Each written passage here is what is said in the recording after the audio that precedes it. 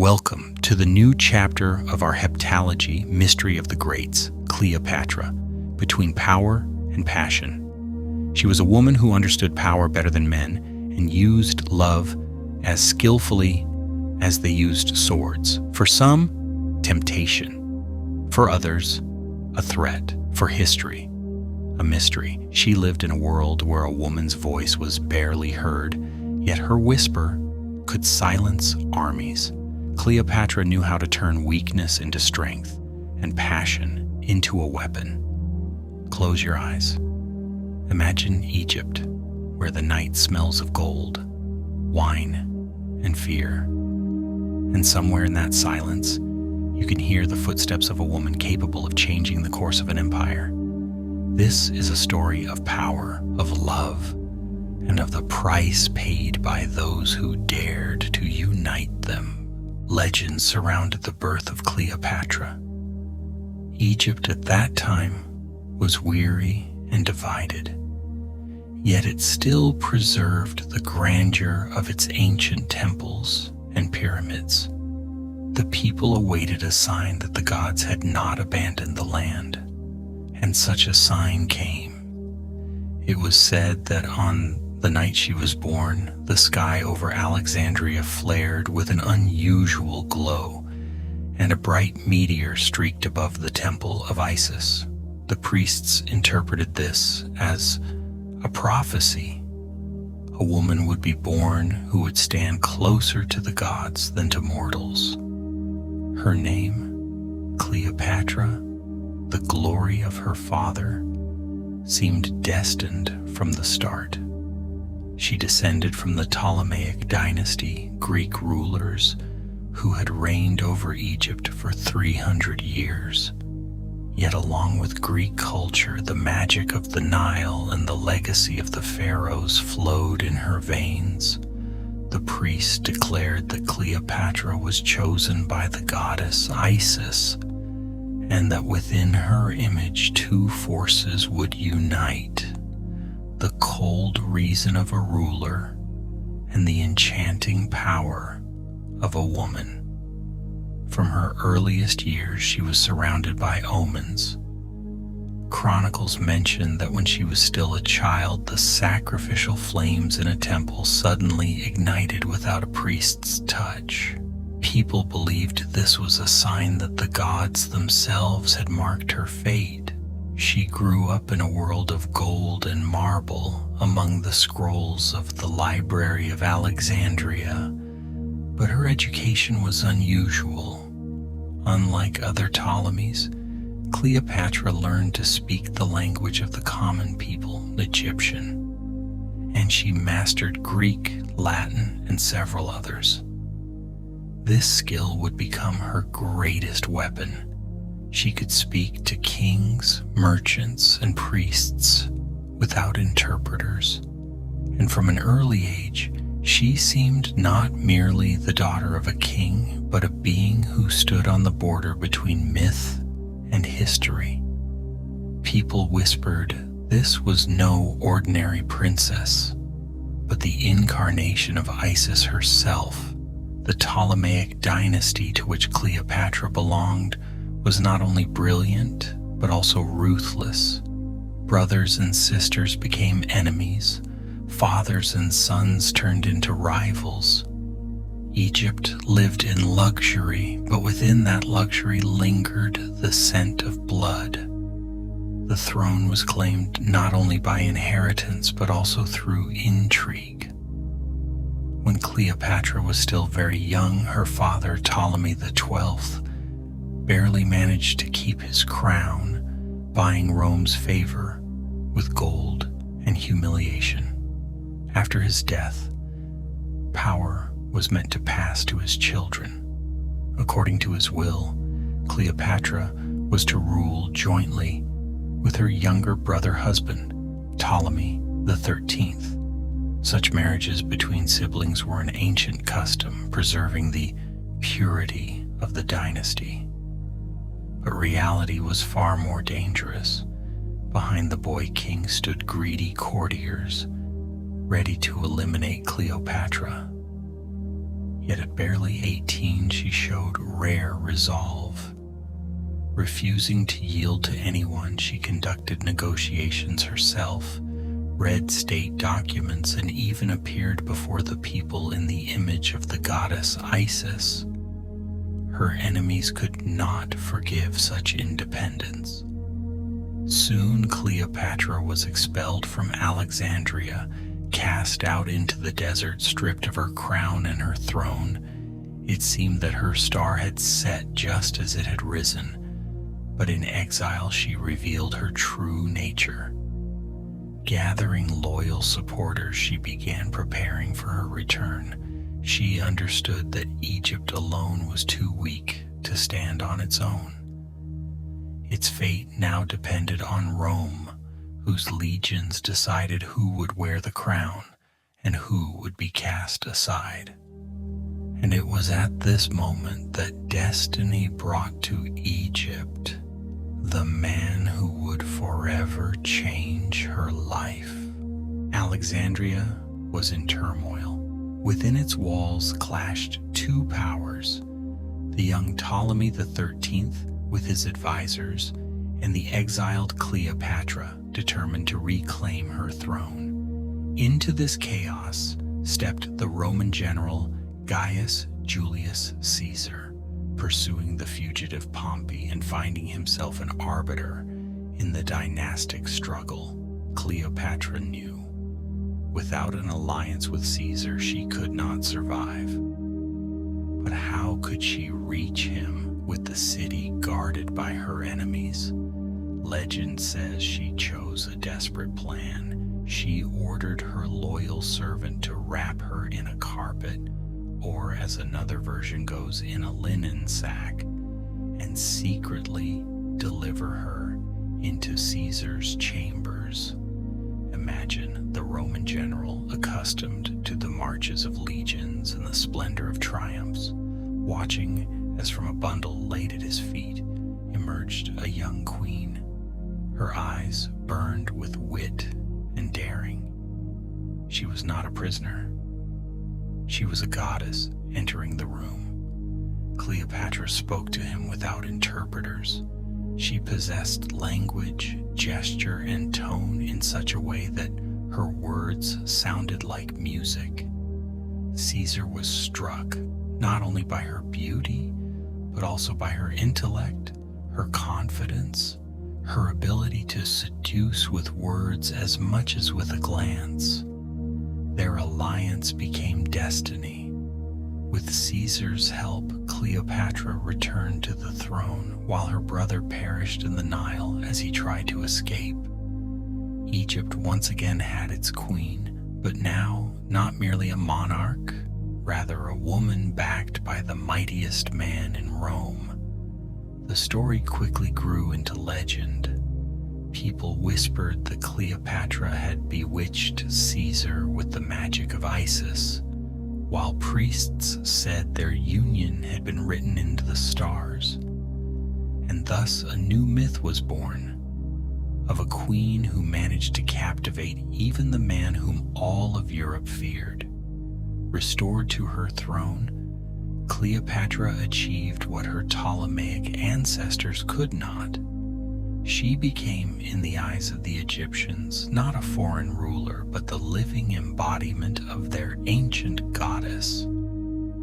She understood the power of image and wielded it masterfully. When Cleopatra appeared before the people, her face shone with gold and jewels, her garments woven to resemble the feathers of Isis. She did not merely sit upon a throne. She manifested in temples as both priestess and divinity. The people fell prostrate, believing her to be the one who bound earth and heaven. Yet behind this brilliance was an iron will. Cleopatra held power firmly in her own hands. She spoke many languages, received envoys personally, resolved disputes, and studied astronomy and medicine. Her intellect astonished contemporaries. Even Roman authors, her enemies, admitted she conquered less by beauty than by wit. In her Alexandrian palace, the city blossomed as the heart of the ancient world. Scholars of the library, philosophers, priests, and emissaries from distant lands gathered there. Cleopatra could speak to each in his own tongue, and this was her true enchantment. To Egyptians, she was Isis incarnate. To Romans, she was the mysterious queen of the East. To her enemies, she was a name that sounded like a threat. She ruled not only with gold and armies, but also with imagination. And this turned her into more than a monarch. It made her a legend in her own lifetime. After Caesar's death, Cleopatra's fate once again intertwined with Rome. This time her ally was Mark Antony, the general beloved by soldiers and seen as the heir to Caesar's glory. Their meeting entered legend. When Antony arrived in Tarsus, Cleopatra resolved not to appear as a supplicant, but as a goddess. She sailed up the river on a magnificent ship whose sails were purple like the clouds of sunset. The queen herself reclined beneath a golden canopy, dressed as Isis, while young attendants fanned her with peacock feathers. The entire city rushed to the riverbank, whispering, "Not a woman, Aphrodite herself has descended from the heavens." Antony was captivated. In her voice, in her smile, in every gesture, there was a force that knew no obstacles. Their union swiftly grew into something more than politics. It became both love and a partnership in power. Together they ruled the East, dividing the world as if it belonged to them. Their feasts in Alexandria became the stuff of legend. Romans spoke of gold, of wine, of spectacles beyond human measure. But the most famous tale was born from a wager of wealth. One day Cleopatra bet Antony that she could host the most expensive banquet in history. When the food and drink were set before him, Antony laughed. "Is this your wealth?" Then Cleopatra removed an earring, a pearl of extraordinary size, crushed it into a cup of wine, and drank it in a single draught. The gesture stunned even Antony. He understood this was a woman for whom wealth was not an end, but a game. Their union became the symbol of passion fused with power. But in Rome, it inspired dread.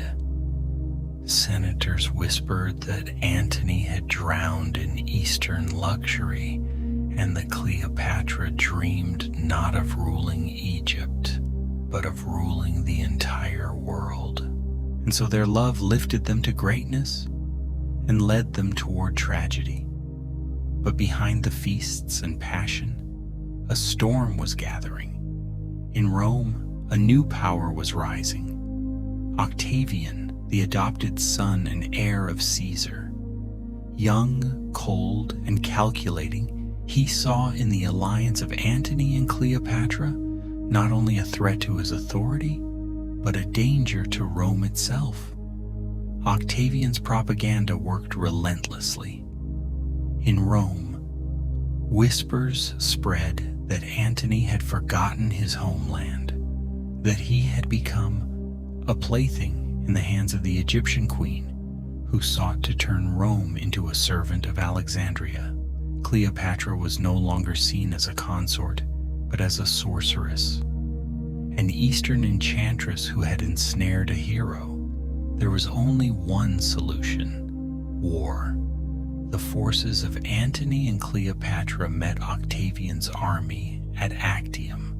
There, where the sea became the stage of destiny, unfolded one of the greatest naval battles of the age. Roman ships clashed with Egyptian, the air filled with smoke, fire, and cries of battle. In the midst of the fight, fearing encirclement, Cleopatra turned her fleet and retreated. Antony, seeing her purple sails, abandoned the struggle and followed her. The spirit of their armies broke, and soon the battle was lost. It was the beginning of the end. Octavian marched on Egypt and Alexandria, once the jewel of the Mediterranean, prepared for its final act of tragedy. The city did not greet the conqueror with triumph, but with silence. The people knew Egypt's fate was sealed. Cleopatra and Antony found themselves trapped in their own love. They had sought to rule the world, but the world had proven too small for their union. Alexandria burned. Palaces stood empty. Allies had vanished. Mark Antony, having lost everything that bound him to victory, in despair fell upon his own sword. Legend says that as he lay dying, he was carried to Cleopatra, and he breathed his last in her arms. But the queen still faced a choice: to surrender to Octavian or to leave life as a queen, not a captive. She chose the latter. According to the most famous version, Cleopatra ordered her servants to bring a basket of figs. Hidden within was an asp, the sacred serpent of Egypt, symbol of divine power and a weapon of the gods. When her attendants entered her chamber, they found her adorned in gold, wearing a royal diadem, as if she had stepped down from the carvings of an ancient temple. On her arm glimmered a small wound. Thus, Cleopatra turned her death into ritual. She would not allow her enemy to drag her in chains through the streets of Rome. Instead, she chose her moment and made it legend. When Octavian entered her chamber, he did not find a defeated woman, but the image of a goddess who had departed with dignity. Even his cold heart could not deny the grandeur of her final act. With her death, the dynasty of the Ptolemies ended, and Egypt became a Roman province. But in memory, Cleopatra remained not a monarch who lost her throne, but a queen who transformed both life and death into myth. Cleopatra's death was not her end. On the contrary, from that moment she fully crossed into the realm of myth. To Rome, she was an enemy, an Eastern enchantress who tried to ensnare Rome's heroes and set Egypt against the empire. To Egypt, she was the last pharaoh, a woman who fought to the end for her country's independence. To posterity, she became the symbol of feminine power, beauty, and mystery. Her name became synonymous with seduction and sovereignty. Artists and poets across centuries portrayed her as a sorceress, a goddess, or a martyr. Her unions with Caesar and Antony became the foundation for tragedies, plays, and films, while her death remained an eternal image of freedom that refuses to bow to its conqueror. Cleopatra was more than a ruler. She fused intellect and passion, science and magic, reality and legend. Her life was a theater where every act, from her first meeting with Caesar to the bite of the asp, became a symbol. That is why she is remembered as vividly as Caesar or Alexander the Great. She became the eternal image of a woman whose power lay not only in beauty, but in her ability to shape the destinies of men and empires. Today, more than 2,000 years later, the name Cleopatra is spoken as though it belonged not to a mortal, but to history itself. She left the world, but remained in memory as a queen who lived and died as if her life were a myth gifted to humanity by the gods. Cleopatra entered history not only as a ruler and seductress, but also as a woman whose curiosity and intellect embraced the hidden mysteries of the world. Her childhood was spent near the greatest center of learning in antiquity, the Library of Alexandria, where tens of thousands of scrolls were kept. She was not just a queen, she was the heir to an entire civilization of knowledge. Contemporaries wrote that Cleopatra was fascinated by astronomy. She observed the movements of the stars, discussed the structure of the heavens with scholars, and pondered the link between human fate and the cosmos. In Egypt, the stars were more than celestial lights. They were gates to the gods. Cleopatra saw in them signs that guided her destiny. She was also drawn to medicine and alchemy, familiar with herbs and poisons. Some said she personally conducted experiments, testing the effects of toxins on animals and even on prisoners. This knowledge allowed her, at the end of her life, to choose the surest means of death, leaving her enemy no chance to humiliate her. Cleopatra was also a gifted linguist. Unlike many of her Ptolemaic ancestors who remained distant from the Egyptian people, she spoke their native tongue, along with Greek, Latin, and several other languages. This ability became her greatest weapon. She could speak directly to priests, merchants, and rulers without interpreters. She embodied wisdom and cunning, uniting cool calculation with charm, science with magic. And because of this, she was feared as much as admired. Cleopatra was not only a woman of power, but also a woman of knowledge, one who understood that words and ideas could be deadlier than swords.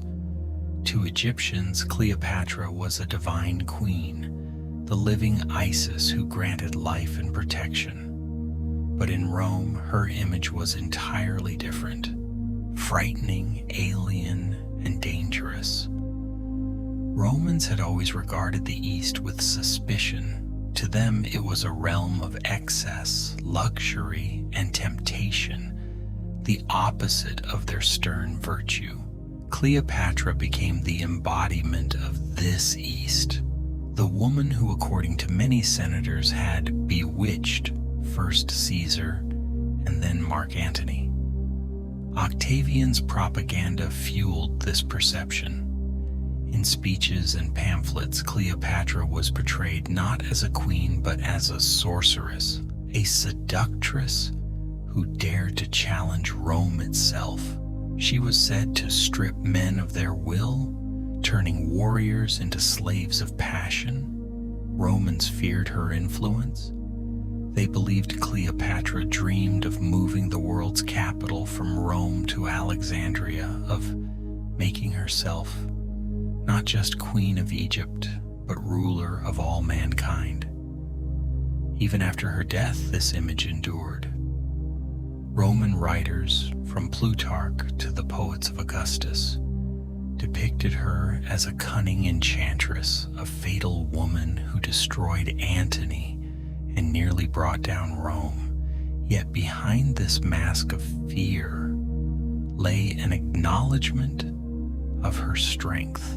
The Romans were not afraid of beauty alone, but of intelligence and charisma, qualities that made Cleopatra equal to the greatest men of her age.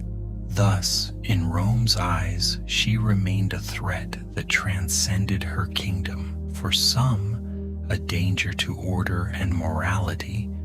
For others, proof that a woman could rule as strongly as a man. And perhaps more so, Cleopatra's death ended the Ptolemaic dynasty, but her image did not fade. On the contrary, after her passing, it began to live a life of its own, carried from century to century, from legend to legend. For ancient historians, she was the embodiment of feminine power that could exalt and destroy. For poets, she was the symbol of fatal passion, before which even the strongest men bowed. For artists, she was the ideal of beauty, mysterious, radiant, and tragic. In the Middle Ages, she was written of as an Eastern sorceress. During the Renaissance, she re-emerged as the archetype of a sovereign woman who could rival men in wisdom and strength. In the modern age, her tragic love with Antony became the basis for plays, operas, and paintings. Each era saw in her what it wished. To some, she was a witch, to others, a heroine, to still others, a victim of fate. But one thing remained unchanged. She became an archetype, the eternal image of a woman who could unite power with allure, intellect with passion, politics with love. That is why her name resounds as vividly as those of Caesar or Alexander the Great. Cleopatra became not merely a queen, but a symbol of feminine power itself, a power beyond the reach of time. She died in Alexandria, but lives on in the imagination of the world. Perhaps this is her greatest triumph, the conquest of oblivion. Cleopatra lived on the border between history and myth. For her contemporaries, she was the ruler of Egypt, but her image increasingly belonged to the realm of legend, comparable with the great goddesses of antiquity. To Egyptians, she was seen as the earthly incarnation of Isis, mother and protector, the goddess who bestowed life and guarded the world. When Cleopatra appeared in temples in dazzling robes and a golden crown, the people bowed not only before a queen, but before a divinity. To the Romans, she rivaled Aphrodite herself. Her power to enchant and conquer was thought supernatural, for who but a goddess could captivate Caesar and Antony, the giants of their time? In their eyes, she was a woman whose beauty and force equaled the charms of the goddess of love. Her life resembled an ancient myth of love and doom. The union with Caesar was like a divine gift, raising her to the summit of power. Her bond with Antony was a tragic tale of passion where love became fate. Her death by the serpent's bite was a sacred ritual, a return of the mortal body to eternity. Thus, Cleopatra endured not only in chronicles but also in legend.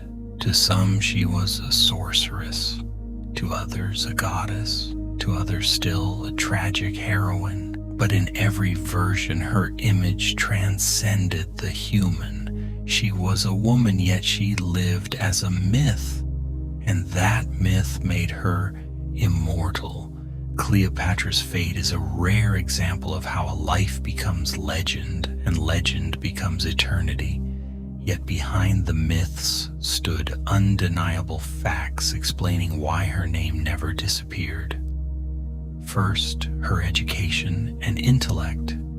Cleopatra stood apart from many rulers of her dynasty. She was not only a symbol of power, but a woman of learning. Ancient accounts claim she spoke at least 8 languages, including Greek, Latin, Egyptian, and Syriac. Unlike her Ptolemaic forebears, she could address the Egyptian people in their own tongue, making her far closer to them than any of her predecessors. Second, her political mastery. She reigned during a time when Egypt was weak and dependent on Rome, yet she held power for 22 years, maneuvering among Roman generals, and factions. She negotiated with senators, soldiers, and merchants alike. It was largely through her alliances that Egypt remained formally independent almost until her death. Third, her bonds with the greatest men of her age. Cleopatra was linked to two figures who shaped Rome's destiny, Caesar and Mark Antony. With Caesar, she shared both romance and strategy. He restored her throne. With Antony, she shared a passion that grew into tragedy. These alliances bound her name to the central story of Rome itself. Fourth, the image created by enemies and admirers. Octavian made her the symbol of dangerous Eastern luxury, portraying her as a seductress and sorceress who nearly brought Rome to ruin. But it was precisely this demonization that secured her memory. The greater the enemy, the brighter the legend. Fifth, her death. Cleopatra's ultimate myth lies in her final choice. Rather than serve as Octavian's captive in a Roman triumph, she transformed her death into ritual, choosing the asp, Egypt's sacred serpent and symbol of divine power. This act cast her as a tragic heroine, akin to the epic figures of antiquity who chose their fate with dignity. Finally, her place in culture. After her death, her image never vanished. Plutarch wrote of her in the 1st century. Shakespeare in the 17th penned Antony and Cleopatra. 19th century painters depicted her as the ideal femme fatale. And 20th century cinema made her the symbol of splendor and tragic love. Each age reshaped her to mirror its own fears and ideals. Thus, Cleopatra became more than a ruler. She became an archetype, fusing intellect with passion, beauty with power, tragedy with myth. And this is why her name remains one of the few that endure across 2 millennia. Cleopatra conquered death as few ever have, not with her body, but with her